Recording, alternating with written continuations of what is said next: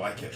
Go. You go. You're just like needs salt, you know? There's some word pairings just resonate, like jumbo shrimp. You are honoring military this intelligence. morning. Right. Good morning, everybody.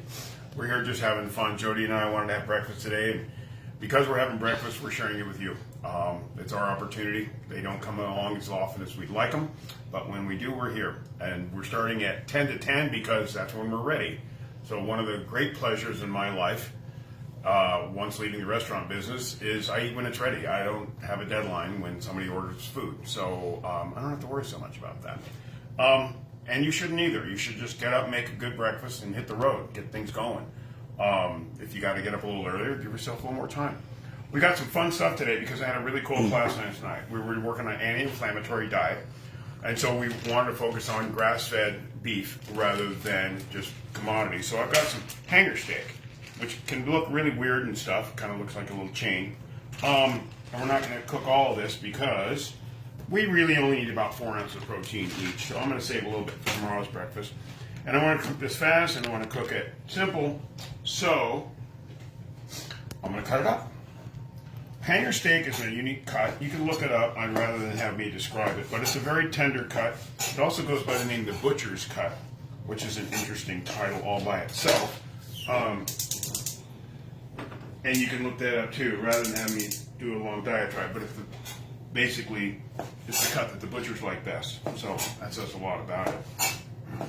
So we're just making them into points, and I'm going to saute that so fast that it's not going to go in the pan yet. I'm going to wait until I have everything else cut up and kind of cook everything super fast because it's a thin protein and I want it medium rare.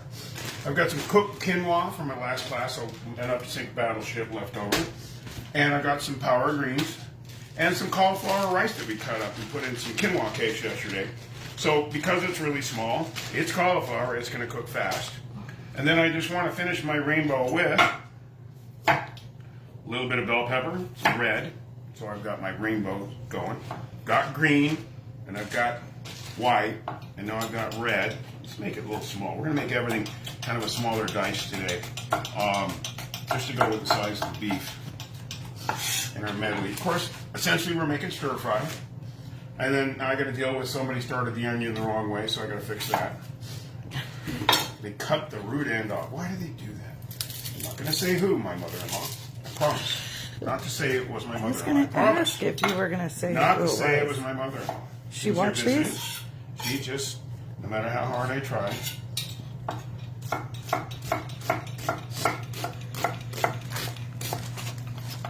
Like I said, just enough onion for 2 people. Hey, I respect her. She's 80-something years old. I'm not saying exactly how many. She gets up and makes herself a healthy breakfast every morning. So I got to have nothing but massive respect for that. So again, some asparagus left from last night and some green beans. So all going to get it cut up nice and thin and angled so it looks cool. Also cooks quick. I will not use the very bottom stem of the asparagus, but I certainly want to use the rest. And so again, cut it nice and thin, cut it on the angle so it can saute quickly with all the other veggies. And since asparagus can be expensive, I want to waste as little bit of it as possible. So I don't want to chop off. I hate snap technique, hate all that stuff that people do. So I got a few green beans in here too. I just want to add enough to make that rainbow effect, and again, slice them nice and thin rather than blanch. There we go. Rainbow. Rainbow. So like I said, the beef is going to cook quick. So I'm going to do it in a separate pan. And normally, if I wasn't shooting this, I'd probably just heat the quinoa in the microwave. Oh wait, I could do that. So, we'll get a bowl. And we'll just put some quinoa in the microwave. We don't have to mix it up. And then we can have everything a little more separated today, which isn't my norm, but it's what we're doing today. So nice hot pans. One for the beef, one for the veggies, and everything today should be happening pretty darn fast.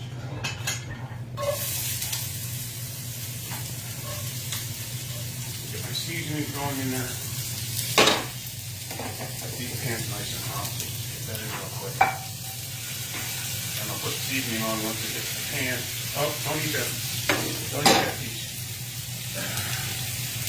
And for the beef, just want some salt and pepper.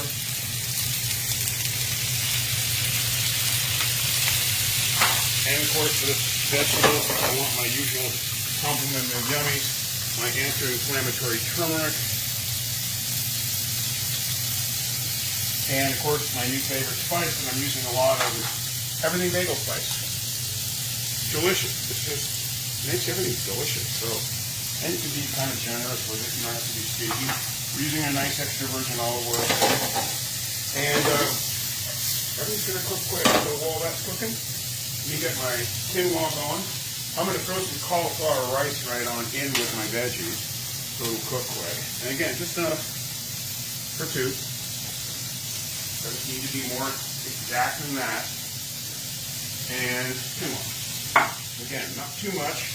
Got plenty of food today, but Jody and I do have good breakfast appetites because as you continue to eat this way, you will find that you want to eat this way every day. And when you don't, you'll go, God, I really should. Because that good, healthy start of the day, your body gets used to the new habits. Quick zap on this, it'll take 2 minutes.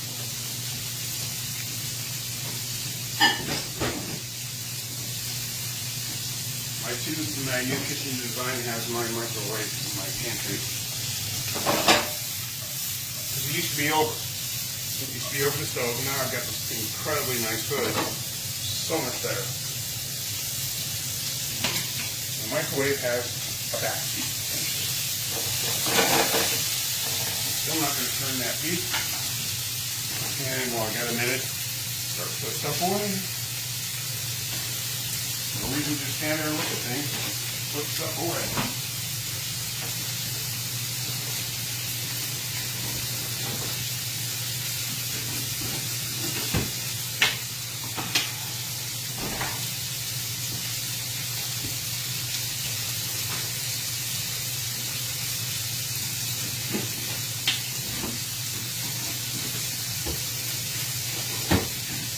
Go.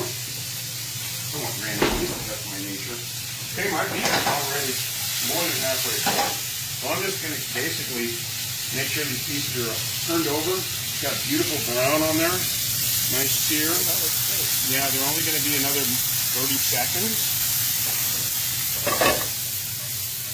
Vegetables are almost done.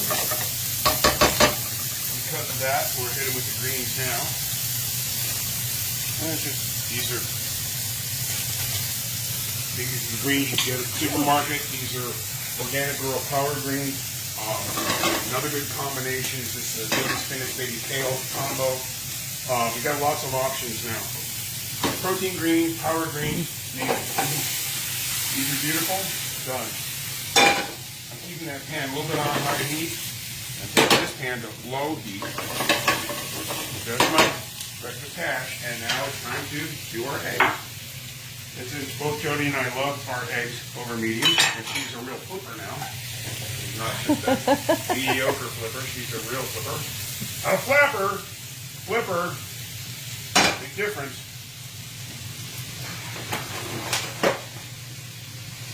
You see we've got our consolidated eggs here. We're just going to do nice medium eggs.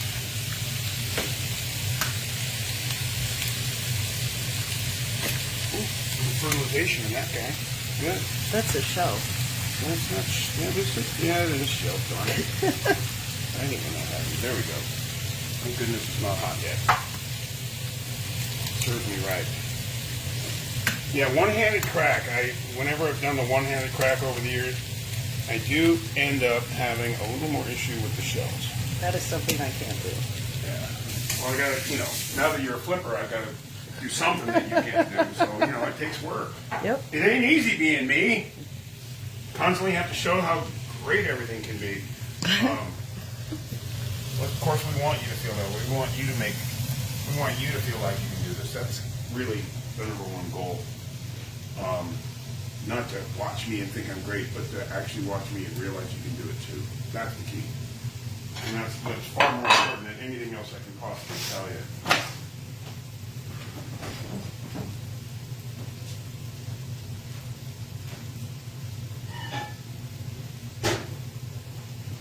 2-minute reheat on the quinoa. We're going to start building our plate from the ground up. Turn that up a little bit for both of us. We're just going to do a classic center plate stack today, like a skillet, only with healthy stuff instead of biscuits and gravy. I love biscuits and gravy. It just Oh, I love biscuits and gravy. just too. doesn't give me that long-lasting, healthy vibe that it used to when I was younger and could eat whatever I wanted. Those are the days. Eat whatever you want. That's what we were talking about in class last night. Hey, it's great when you're young and fit. Eat whatever you want. God, life can be great. But you know what? The more out of balance you get, and the older you get, the harder it is to get back. So don't wait too long to start cutting down on the pizza, to start cutting down on the beer, to start cutting down on the nachos. I just don't say eliminate them, but I'm saying start thinking about making conscious decisions about what you're eating. I think that's the number one thing. Don't listen to your mouth, listen to your stomach, listen to your brain, listen to your wisdom. That's easy to say, and sometimes it's hard to do. Because you know what? I'll have a nice greasy burger every now and then too. So I try to eat the best burger I can, not the greasiest burger I can. Not the fast food burger, but the better burger. Okay, let's get these out. We are done. I don't know how long did it take, Jody. Do we have a timestamp on that darn thing? We will. Under 15 minutes. Under 15 minutes is always the goal. 15 minutes to cook, 15 minutes to eat, half hour total. Power up your day and get you out for the long haul. That's our goal. Thanks very much for watching, everybody, and we'll see you as soon as we can get this organized again, which we have no idea when it's going to be. So, at least I'm honest. Thanks. Breakfast.